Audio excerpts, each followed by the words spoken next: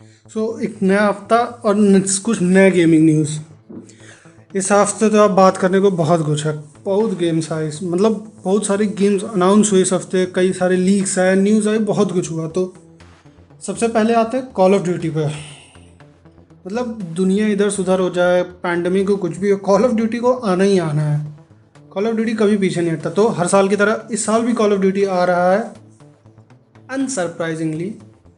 तो जो लीक्स हुए, कई हुए पिछले हफ्ते। जैसे एक लीक हुआ था रेड डोर के नाम से, माइक्रोसॉफ्ट स्टोर पे लिस्टिंग आई थी उस गेम की। तो कई लोगों ने उसको डाउनलोड भी कर लिया और फिर जो डेटा माइनर्स थे उसके अंदर कुछ फाइल्स निकाली, जैसे कि GR या नैम, ऐसी कई सारी नेम्स की जो दिखाती हैं जगह, जैसे कि जर्मनी, वियतनाम, निकारागुआ और Russia. So on their own कोई बड़ी बात नहीं है नाम, बट ये हमारे पास रूमर पहले से थी कि कॉल ऑफ ड्यूटी जो होगा वियतनाम बेस होगा, और ये सारी जो जगह हैं वो वियतनाम में होने की बहुत पॉसिबिलिटीज़ आती है, क्योंकि ये सब कुछ सारी जगह वियतनाम से रिलेटेड है। और कई सारे लीक्स आए, जैसे कुछ मल्टीप्लेयर मैप्स के बारे में पता चला, जिसके बारे में लिंक मैं सब कुछ डिस्क्रिप्शन दे दूँगा। देखते हैं क्या होता है। आई होप कि पिछले साल के मॉडर्न वॉरफेयर की तरह भी सिंगल प्लेयर काफ़ी बढ़िया हो, और ही बढ़िया बना दे सिंगल प्लेयर तो अच्छा। मल्टीप्लेयर को भी, मल्टीप्लेयर तो जनरली हमेशा की तरह होगा, but the most I am excited about is the single player. क्योंकि कॉल ऑफ ड्यूटी मल्टीप्लेयर खेलता तो हूँ, बट मल्टीप्लेयर में इतना नहीं होता जितना सिंगल प्लेयर का वेट करता हूँ। I hope they don't go the black ops 4 वे कि मल्टीप्लेयर एकदम ही स्क्रैप कर दिया। बट सिंगल प्लेयर बन, जहाँ तक है सिंगल प्लेयर तो है ही है, लीक्स देख के लग रहा है, but these are just leaks. तो ये पूरी तरह कंफर्म नहीं हो सकता। मल्टीप्लेयर हो सकता हो, सिंगल प्लेयर हो ना हो, कुछ कह नहीं सकते। बट ये अभी तो लीक्स में यही आ रहा है कि सिंगल प्लेयर्स हैं। जो अगला आता है वो स्कल एंड बोन्स की तरफ से। मतलब याद भी नहीं है कब अनाउंस हुआ था गेम। E3 में अनाउंस किया गया था, उसके बाद डिले होता रहा और इस वीक एक यूबीसॉफ्ट ने इन्फॉर्म किया कि गेम रिबूट कर रहे हैं। मतलब एक होता है कि गेम आने के बाद कुछ सालों बाद रिबूट करना, एक होता है कि आने से पहले ही रिबूट कर देना। गजब चलता है इनका भी। और यूबीसॉफ्ट ने कहा कि इसको एक सिंगल प्लेयर की जगह लाइव सर्विस की तरह करेंगे, which I think is fine and all, but मतलब यूबीसॉफ्ट है, जानते यूबीसॉफ्ट के सर्वर्स का हाल क्या है। कुछ हल्की सी चीज़ होती तो बंद हो जाता है, जैसे सीजी में होता है, जब देखो सर्वर में चीटर्स बहुत होते हैं सब कुछ। मेरे हिसाब से तो अगर इसको सिंगल प्लेयर ही रहने देते तो काफ़ी अच्छा होता है। एक ऑप्शन दे देते मल्टीप्लेयर का कि चाहो तो खेल सकते हो, बट सिंगल प्लेयर ही रहने देते तो ठीक रहता। लेकिन अब क्या किया जा सकता है, पूरी इंडस्ट्री उस तरफ मूव कर रही है। तो देखते हैं कैसा होता है इसका।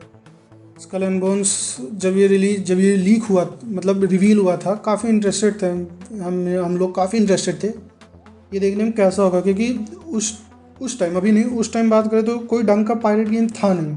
The only pirate game I think I remember correctly was black flag, जो कि काफ़ी अच्छा था। उसके बाद फिर सी ऑफ थीव्स आया, वो भी कुछ खास नहीं था, मतलब 2-3 साल बाद ही बढ़िया हुआ। ये मेरे हिसाब से प्रॉब्लम होती है लाइव सर्विस गेम के साथ। स्टार्टिंग में कोई भी लाइव सर्विस गेम, कोई भी तुम एग्जाम्पल ले लो, कभी अच्छे नहीं होते। जैसे जैसे टाइम बढ़ता है तो ही अच्छे होते हैं। और यार इतना मतलब कि अगर गेम अभी लॉन्च हुआ, बंदा 3,000 गेम ले ले, फिर उसका वेट करे 2 साल का, it does not make sense. तो ये तो थी रिबूट की। और अगर रिबूट की बात करें तो एक और आ रहा है कि फाइनल फैंटेसी 7 जो रीमेक, तो उसका पार्ट 2 रिलीज़ करेंगे।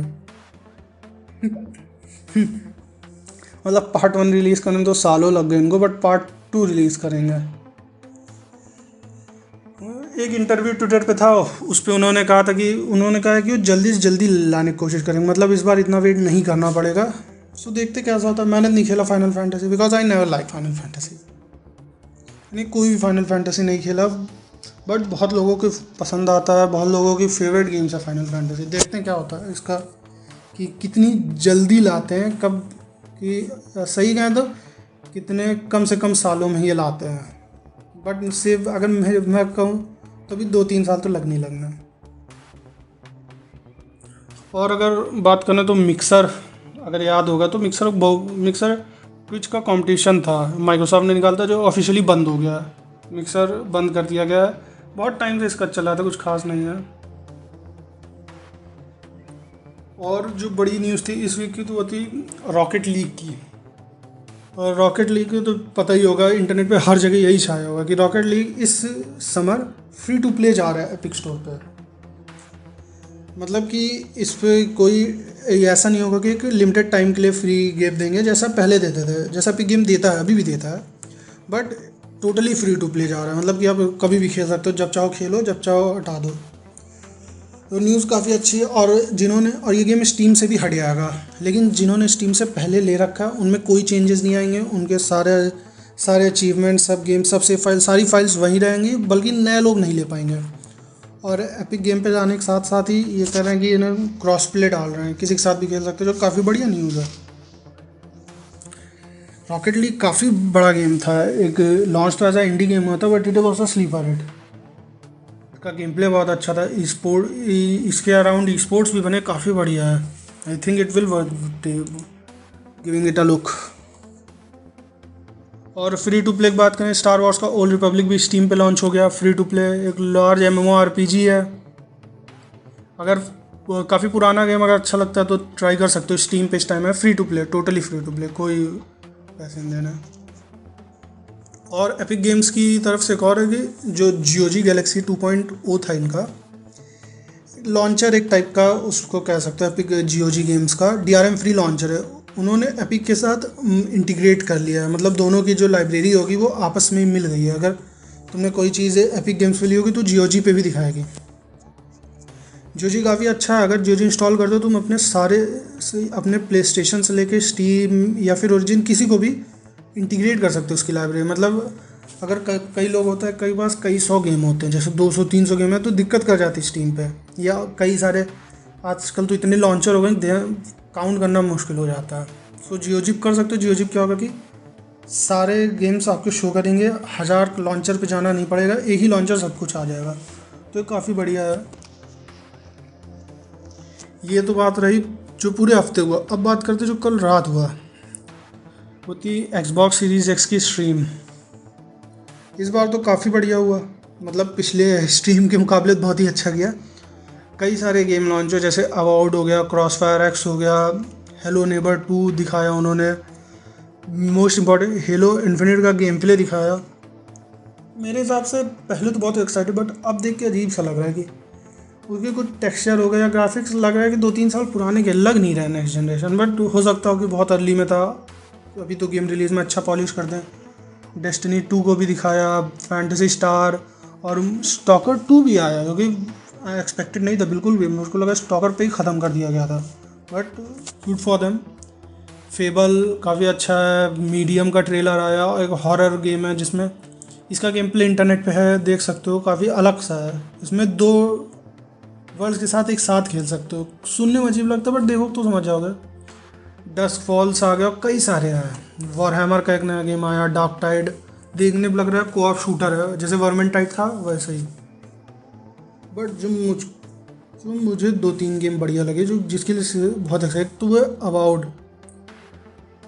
अबाउट ऑब्सिडियन ही बना रहा है। ऑब्सिडियन ने लास्ट जो गेम बनाया था वो था द आउटर वर्ल्ड्स फॉलआउट से इंस्पायर्ड, क्या कह सकते हो, फॉलआउट ही था बट डेवलपर्स दूसरे थे। काफ़ी अच्छा था। और जो ये अवार्ड लग रहा है, ये तो लग रहा है कि स्काईरिम का आंसर है ऑब्सिडियन की तरफ से। मतलब मैजिक है, तलवार है, ड्रैगन है, देखने में तो लग रहा है कि स्काईरिम ही है, बट देखते हैं क्या होता है। और अगला वो है क्रॉसफायर X। तो ये गेम ईस्ट में काफ़ी फेमस था, चाइना में बहुत ही फेमस है गेम। ये गेम टेंसेंट ने बनाया। ऑब्वियसली अगर चाइना और गेमिंग की बात आती तो सिर्फ टेंसेंट ही और कुछ नहीं वहाँ पर। तो पहले तो था, जब मैंने सुना था कि ठीक है टेंशन का है, बकवास सही होगा, जिसपे सब कुछ वो माइक्रो ट्रांजेक्शन ही भरे होगा। बट इस की गेम रेमेडी बना रहा है। जो क्रॉसफायर X का कैंपेन है वो रेमेडी का गेम है।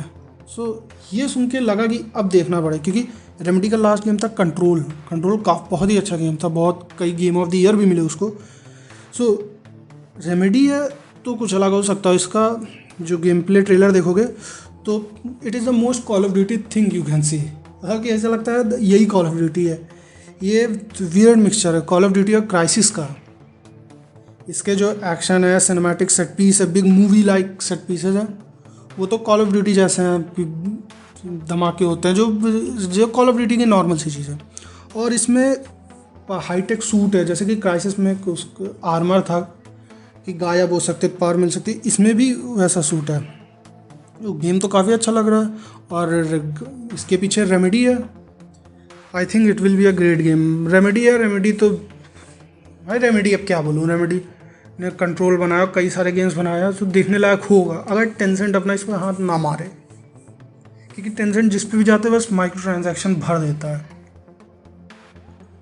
So this was it. इस वीडियो में सब कुछ नहीं था कवर किया, क्योंकि बहुत कुछ हुआ इस हफ्ते, कई सारे गेम्स, अगर उनको देखना हो तो पहले मैंने डाले थे कई सारे, ट्रेलर देख सकते हो।